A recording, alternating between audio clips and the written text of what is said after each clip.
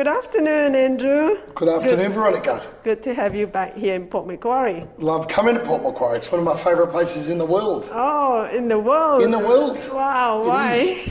I think Port Macquarie and the greater mid-north coast, it's such a beautiful community-orientated area. You know, every time I come here, there's just such a warm welcome. Obviously, I've done a lot of philanthropic work here.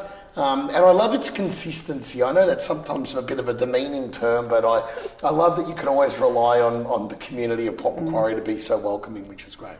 Yeah. Okay, would you like to introduce yourself and what you do? Yes, fantastic. For those of you who don't know me, my name's Andrew Morello. I was the winner of the first Australian Apprentice with Mark Burris. I'm also the head of business development at the Entourage with Jack DeLosa. I do a lot of work in the philanthropic space. So right now today, while we're here, we're doing this interview at the Luminosity Youth Summit in Port Macquarie, where we've got about 500-600 kids downstairs from all over Australia, in particular First Nations people. And I do quite a bit of work with First Nations people around Australia, with Seed Foundation, and last but not least, work over in Cambodia with the amazing Geraldine Cox. I think that's a good summation. Yes, very good. Fantastic. Thank you. And you were here last week doing a business workshop? We did it together. Yes. It was a beautiful event. Veronica did an amazing job. Oh, thank you. You did an amazing job too. Thank you. We have so much to learn. We do. Yeah. Well, I think, and this is a compliment as well to you too, I think what I liked last week, there was a room full of quite accomplished business owners that do know a lot and have succeeded in business. But I felt like the beautiful thing I loved about them is that they're all hungry to learn. Yes. And I think it just proves a point. Doesn't matter if you've been in business for 6 months or for 6 years or for 60 years. I think you should always go into it with an open heart and an open mind and be prepared to learn as well. Yeah, that's good. We did learn a lot. And one of the things you said, which really struck me for a week. Yes. Hopefully a good thing. Yes, was that 30-second pitch you mentioned. Oh, yes. I want to delve into that. Yeah. Yes, okay. What is that 30-second pitch? So I worked with a coach many years ago. So, when obviously at the Entourage, we work with people in coaching them in their business, but I worked with a life coach initially, probably when I was about 20, 21, I was in the real estate game. And my life coach got me to create Morello's 30-second answer at 3 a.m. So if someone came to my home at 3 o'clock in the morning, it's a bit of a graphic thing, but put a gun to my head and said, why you? And if the answer wasn't good enough, my life would be over. And I really dedicated a lot of the last sort of 20, 25 years of my life to traveling around the world and seeing some of the atrocities that humanity's gone through, because I believe it gives me a good perspective, and a good perspective, I should say, on obviously where my life is at. So one of the things I came up with for Morello's 30-second answer at 3am that I shared with everyone at the event last week is that Andrew Morello wants to make lots and lots of money, to pay other people really well, to do the things he doesn't want to do, so he can do more things he loves doing with the people that he loves. So it's a really, and I always tell people when I share it with them, they can feel free to steal it, they can have it as theirs. I don't own it, I don't copy it, I haven't copyrighted it or trademarked it. For a lot of people, it does resonate with them. Yeah. Like, I know you're quite accomplished in business, and you probably, realistically, probably don't need to be doing the daily grind, but you enjoy helping so many people. So I know your why use is slightly different. But for me, with someone with a young family, beautiful young 3-year-old son, it's really important for me that, when Lion gets older and we're on school holidays, that I have the capability and the flexibility and freedom to be able to spend that time with him. So how do you think you can achieve that? I think, and what we went through last week at the presentation at Charles Sturt University with Veronica was looking at what we call the entrepreneurial hierarchy. So most of the businesses that we work with now are stuck very much in technician mode. And so obviously we want to get them to a position where they go from technician to manager, manager to leader, and then leader to entrepreneur.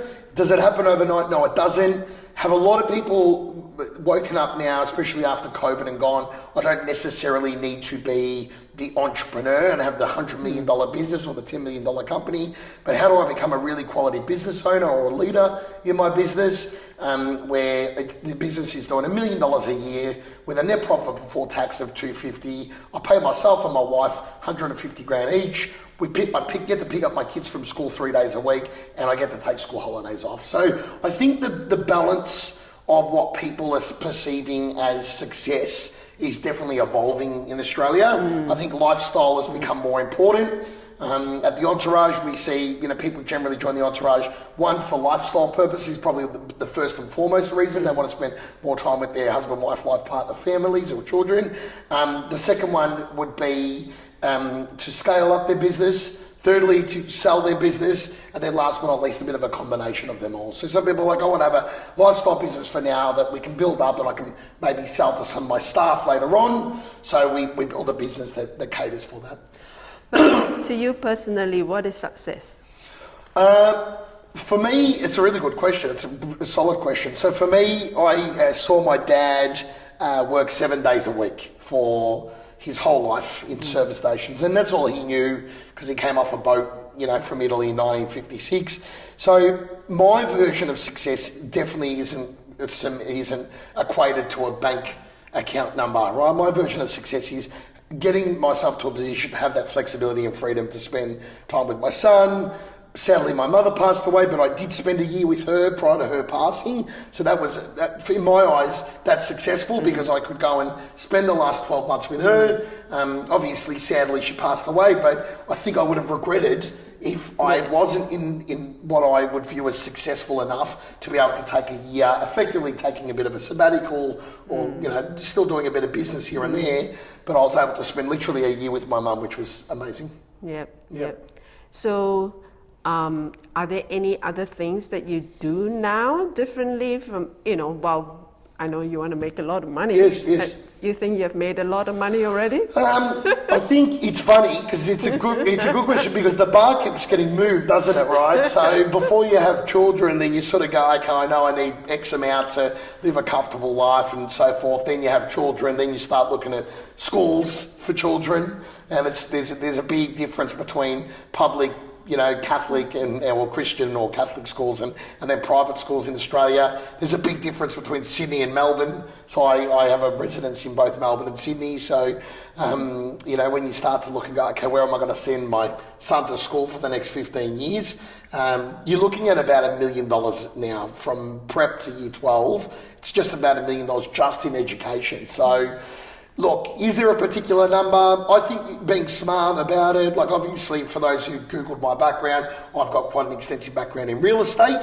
So I've been very lucky to have done well in acquiring real estate and obviously, being smart with investing. I try, and this is not financial advice, I try and proportion a portion of my portfolio and invest in some crazy and wild ideas. So I've invested into a vegan plant-based beef patty manufacturing, Australia's first plant-based beef patty.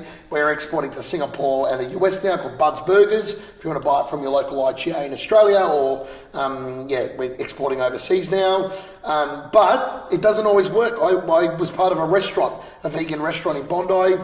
We opened that up. We lasted a few years, but Bondi is a very seasonal area. Food and beverage wasn't my forte, so I probably, in hindsight, didn't make the best choice there. So certainly when you're watching this, people sometimes have a misconception. They go, Morello's got it all sorted. I don't.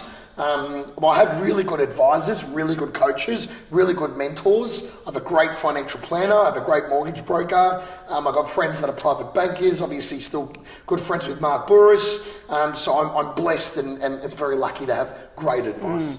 So besides making money and, doing your business and so on, are there anything else you want to achieve in life personally? Oh, look, anyone who's Googled photos of Andrew Morello, I call it the many looks of Andrew Morello. When I did the Kokoda Trail, I lost, 25 kilos. So, I probably want to get back I probably need to pick a goal like that. I did the Kokoda Trail, I summited Mount Kinabalu in Borneo. I probably need to pick a new challenge to get that part of my life right. The other thing is my philanthropy. Like, I'd love to be able to spend 2 or 3 months a year in Cambodia. So with Geraldine, it's a very nourishing trip. I did 2.5 to 3 weeks this year. That's the longest I've ever gone. And it's really like, by the time you get to that 2.5, 3 week mark, it's like you're just getting into your momentum and your flow and your nourishment. And you think to yourself, geez, wouldn't it be good if I could stick around for another 6 weeks and really, get in the jungle, really spend some quality time with the kids and go and try and help more with what's happening. It's a very crucial time, and I'm not saying Cambodia is the only place in the world. I know there's a lot of places that are struggling, but it's a very crucial time in Cambodia. They've got a lot of influx of Chinese investment. So the country's being effectively, there's a 2-speed economy going on there. So it's either it's booming in some sections, and then in the other sections where there's extreme poverty. So it'd be good to see a little bit of settlement across that and to help be a part of that as well.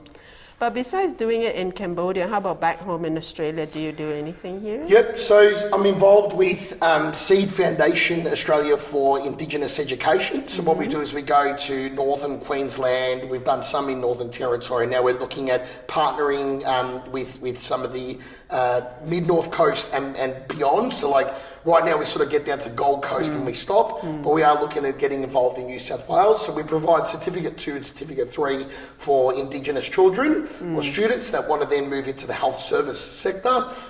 We've been doing that for nearly 7 or 8 years now. So I actually did the Kokoda Trail for that. That's what I raised the money for. I raised $500,000 on the Kokoda Trail for that specific thing. Yep.